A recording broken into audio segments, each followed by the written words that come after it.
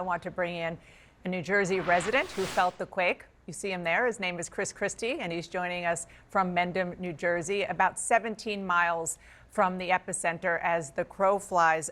Governor, thank you so much for being here. What was it like? What did you feel? I was sitting right here, Dana, working at my desk in my home office. And what it really felt like was like a small explosion. I thought maybe either our home boiler blew or our generator blew. I went from our upstairs where my office is. The house was shaking, seriously shaking. And I ran downstairs where my wife was to try to see what was going on. She was on her way up to see if I knew what was going on. And it probably was shaking pretty hard for, I'd say, 15 to 20 seconds. And then it started to diminish a bit, and then it stopped. You know, we had something that was a little bit more of an impact, a higher impact here in D.C. in 2011. It was 5.8 magnitude, and you could absolutely feel it here. Obviously, one of the big reasons we are talking about this, and it is such a big deal, is because you're not in California. You're not in anywhere else sort of out west. You're in New Jersey, and you have certainly dealt with your share of natural disasters, of reminders from Mother Nature, who is in charge. But this is not typical for the East Coast. No. I mean, I remember it happening one other time when I was governor, and we were down. It was during the summer. We were down at the Jersey Shore, and it was of a much shorter duration than this, and smaller. So I felt like something was shaking. Didn't know whether it was the wind or something else that was shaking. You know, it was kind of an old house that we had down there at the time. This was really violent shaking, and you could hear your house, the windows rattling, the doors rattling. You know, could feel as I was going down the stairs moving. Wow. So this was significantly different than what I experienced. That was probably, I think, around 2013 or 14 or so. And that was nothing compared to what I felt earlier today. I mean, your description that it sounded like and it felt like a bomb going off. I was just even talking to some colleagues here who was on the phone. They were on the phone with their family in New Jersey saying just that they honestly thought that something was happening. Can you just kind of give a sense to people? I sort of said you're just a resident from New Jersey. You're obviously a two-term governor of New Jersey. What it is that officials should be looking for now? Because I will just say here in D.C., everybody thought it was fine, and then the National Cathedral had damage, the Washington Monument had damage. What's the protocol now? Well, look, I understand that Governor Murphy's already activated the Emergency Operations Center.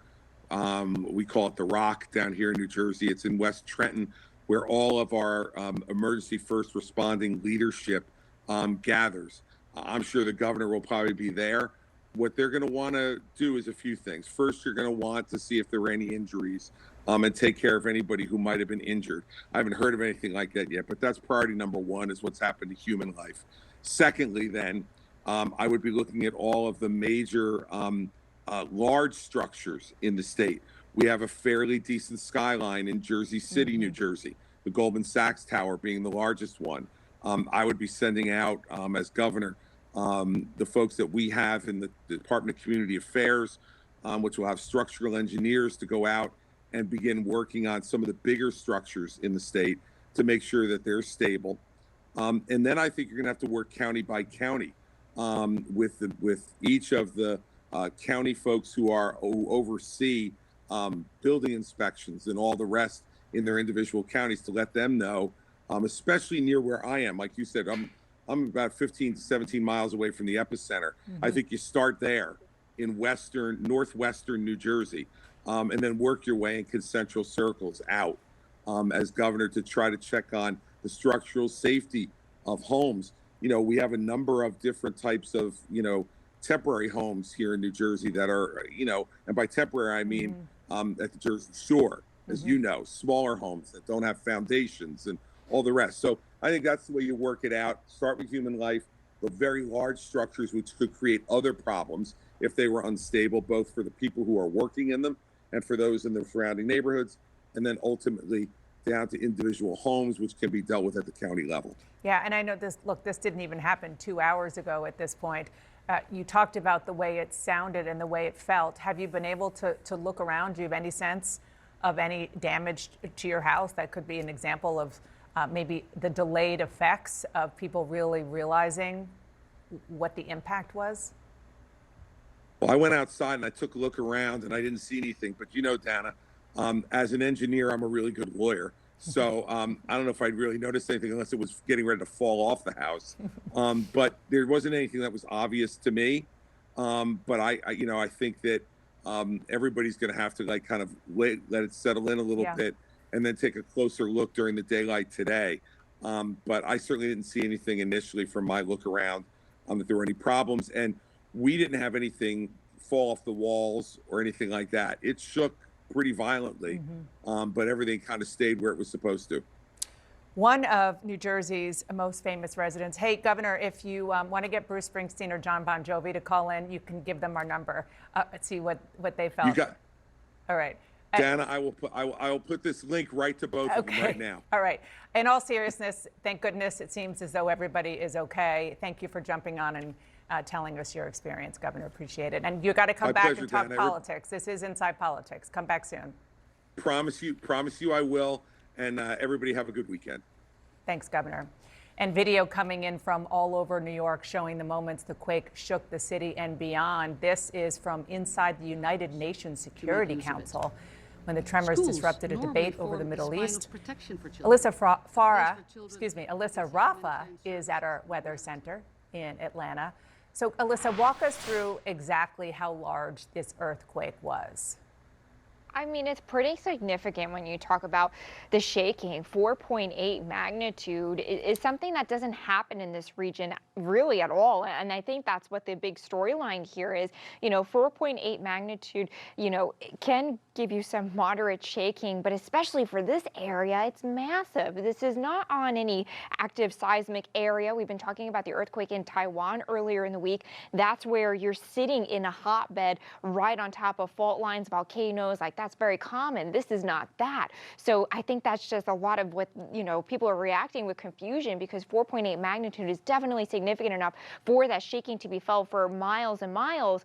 We're thankfully not getting the reports of the damage, but especially in this area, it's just not what they feel. And it was pretty shallow.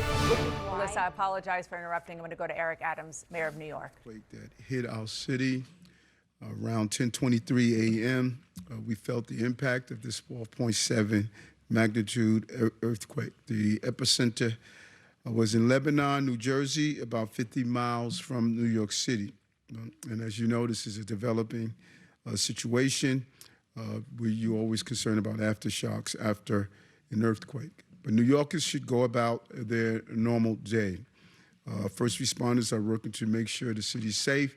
And one thing we do so well in our city is bring together all of the agencies that are involved and our partners in other entities.